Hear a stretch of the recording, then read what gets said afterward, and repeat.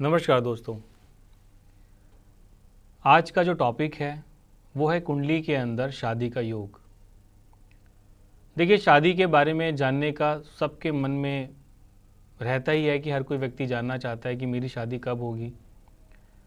खासकर माँ बाप को कि उनको उनके बेटे के लिए अच्छी बहू, बिटिया का रिश्ता कब होगा, बेटी के लिए अच्छा लड़का, अच्छा वर कैसे मिलेगा। माँ बाप बहुत टेंशन में होते हैं कि अच्छा ससुराल कैसे मिलेगा। देखिए, अक्सर हम बात करते हैं कुंडली के अंदर जो सप्तम भाव होता है। मैं अंक की बात नहीं कर रहा हूँ दोस्तों। जहाँ लगन लिखा हुआ है, लगन से ठीक जो उसके ठीक सामने वाला घर होगा, वहाँ कोई भी अंक लिखा हो सकता है, कोई भी ग्रह वहाँ पे विराजमान हो सकता है। लेकिन उस भाव को सप्तम भाव कहा जाता है। यानी लगन से काउंट करोगे तो 7 नंबर उस भाव का आता है। 7वां भाव जो है ये शादी का है। इसको पार्टनरशिप का भाव भी कहते हैं, इसे रोज़ाना की कमाई भी कहते हैं। इसीलिए कहा जाता है कि शादी के बाद लोगों का भाग्योदय हो जाता है, यानी सप्तम भाव एक्टिवेट हो जाता है। कई लोगों को बहुत ग्रोथ मिल जाती है शादी के बाद और कई लोग काफ़ी ज़्यादा नीचे गिर जाते हैं। ये डिपेंड करता है कुंडली के ऊपर। तो आज का जो टॉपिक है बहुत ज़्यादा इंटरेस्टिंग है कि शादी का योग कुंडली में है भी या नहीं, और कैसे जाने कि जो ससुराल पक्ष मिलने वाला है वो कैसा मिलेगा, उसको कैसे देखा जाता है।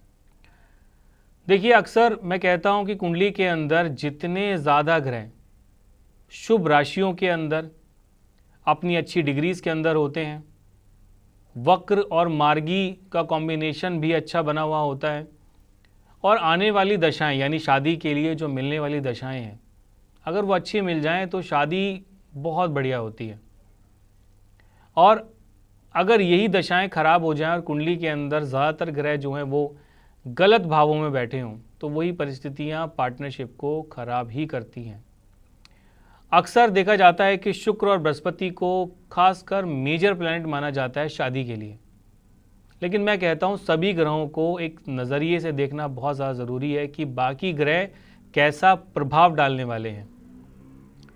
कुंडली के अंदर सप्तम भाव जितना ज़्यादा शुभ होगा, 1 से 12 अंक कोई भी लिखा हो सकता है। आप ये देखें कि उस अंक का जो स्वामी है वो कुंडली के किन भावों में विराजमान है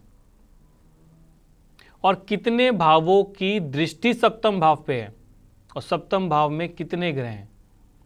अगर आप इस चीज़ को सुनिश्चित कर लेते हो तो डेफिनेटली आपको ये समझ में आ जाएगा कि आपका रिश्ता किन परिस्थितियों में होगा। एक छोटा सा उदाहरण मैं आपको देना चाहता हूँ। वीडियो थोड़ी सी लंबी होगी लेकिन इस वीडियो के माध्यम से आप समझ पाओगे।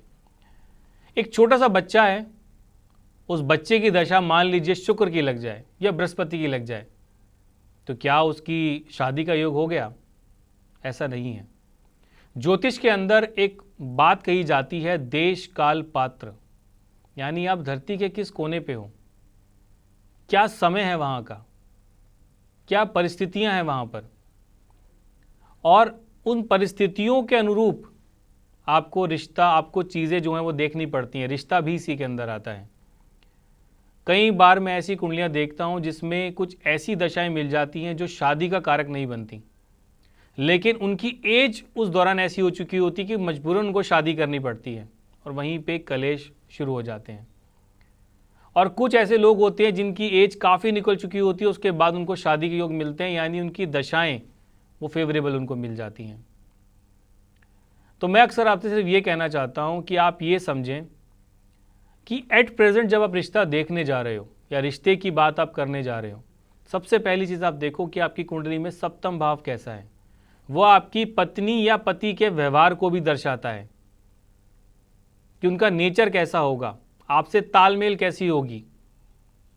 और इसके साथ में दोस्तों एक छोटा सा टॉपिक और ऐड करूंगा इसी में कि ये ज़रूर सुनिश्चित करें कि आप मांगलिक है कि नहीं, और जहां आप शादी करने जा रहे हो आपका पार्टनर मांगलिक है नहीं, इसको भी देखना बहुत ज़रूरी है।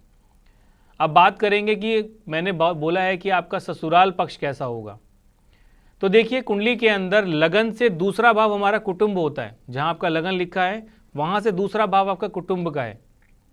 ऐसे ही सप्तम भाव से जो अष्टम होता है, यानी जो आपका अष्टम भाव है, ये आपके ससुराल पक्ष को दर्शाता है, उनके व्यवहार को दर्शाता है। कई बार आपने देखा होगा कि दोनों ससुराल पक्षों के अंदर बहुत ज़्यादा झगड़े हो जाते हैं, कुंडली का दूसरा और अष्टम भाव देखा जाता है। इसीलिए इन भावों को धर्म का भाव भी कहा है कि ऐसा रिश्ता, अच्छा रिश्ता मिलना भी बड़ा मुश्किल होता है आज के टाइम में। अच्छा जीवन साथी मिलना बड़ा मुश्किल होता है। आप माहौल समझ सकते हो, अपने इर्द गिर्द आप देखो कैसा माहौल इस समय चल रहा है। शादी के कुछ समय बाद ही झगड़े हो जाते हैं और आजकल तो बहुत ट्रेंडिंग टॉपिक चल रहा है, आपको पता ही है, न्यूज़ में आप देख ही रहे होंगे। तो शादी करना एक बहुत बड़ा डिसीज़न है।